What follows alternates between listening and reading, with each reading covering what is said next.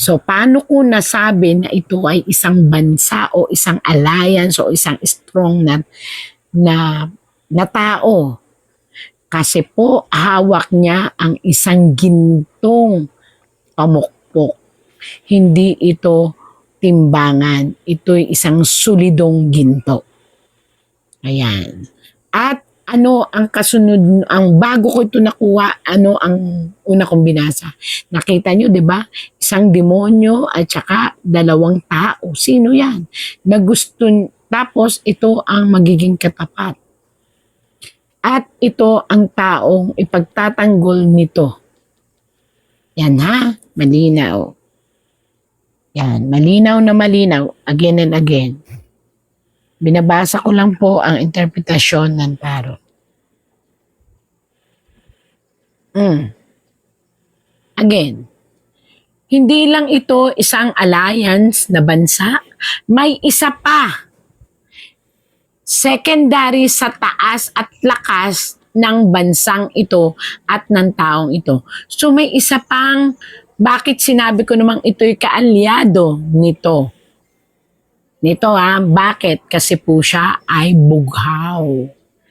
At ang hawak niya ay espada. Pero kung mapapansin niyo po doon ay may mga ibon. So ibig sabihin nito, hindi ito kalaban ng taong ito. Ito ay kaalyado nito na napakalakas din. Ayan po.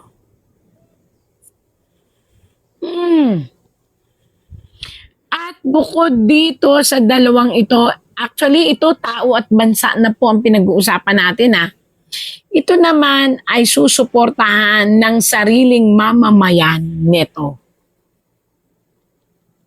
So, napansin nyo, naipit ito. Kung ako dito, kung sino man po itong tinuturing ng tarot, maglaylo